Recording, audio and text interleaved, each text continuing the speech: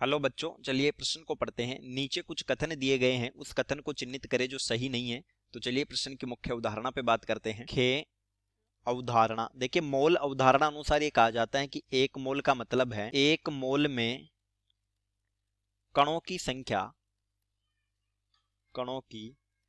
संख्या ये होती है अवोगाद्रो संख्या के बराबर।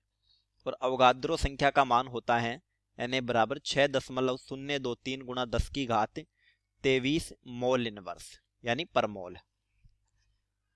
अब चाहे एक मोल अणु हो तो अणुओं की संख्या Na हो जाएगी, परमाणु हो तो परमाणुओं की संख्या Na हो जाएगी। यानी इतने कणों का जो भार होगा वही, जैसे Na अणु का भार, या इसी को हम बोल सकते हैं एक मोल का भार।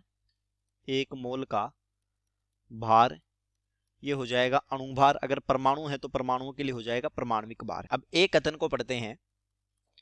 तो ए में दिया है कि किसी तत्व के ग्राम परमाणविक द्रव्यमान को परमाणुओं की अवोगाद्रो संख्या के द्रव्यमान के रूप में परिभाषित किया जा सकता है। यानी देखिए, हम मोल को ही लिख सकते हैं ग्राम परमाणु या फिर ग्राम अणु, ग्राम परमाणु या ग्राम अणु। और इसमें जो संख्या होगी वो Na के बराबर होगी, तो फिर Na का जो भार हो जाएगा परमाणुओं का वो परमाणविक द्रव्यमान हो जाएगा। तो सही कथन है। बी में दिया है द्विपरमाणविक मूल gas diatomic elementary gas का आणविक द्रव्यमान इसके परमाणविक द्रव्यमान का 2 गुना होता है। जैसे H2 एक द्विपरमाणविक गैस है और इसका अणुभार होता है 2 ग्राम।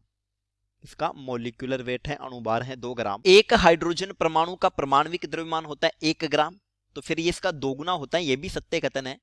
ए भी सत्य था, बी भी सत्य है।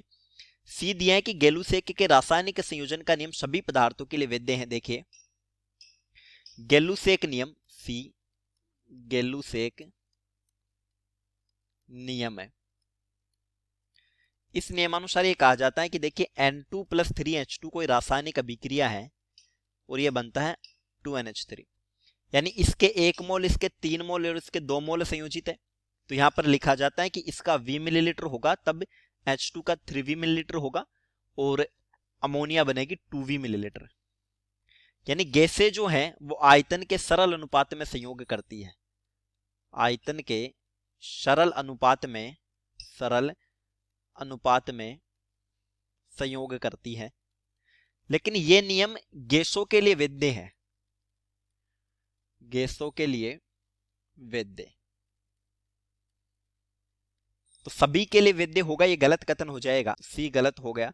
डी दिया है कि एक शुद्ध यौगिक में हमेशा इसके घटकों के द्रव्यमानों का स्थिर अनुपात होता है। देखिए डी में दिया स्थिर अनुपात का नियम, स्थिर अनुपात का नियम।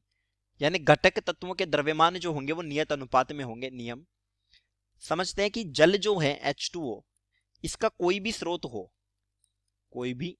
हो, चाहे इसे हम तालाब से प्राप्त करें, चाहे इसको किसी नदी से प्राप्त किया जाए, यहां पर हाइड्रोजन और ऑक्सीजन के द्रव्यमानों का जो अनुपात होगा वो देखिए 2 ग्राम हाइड्रोजन है, 16 ग्राम ऑक्सीजन है, तो ये 1:8 होगा। चाहे स्रोत कुछ भी हो, तो हमेशा घटक तत्वों के द्रव्यमान एक नियत अनुपात में होते हैं।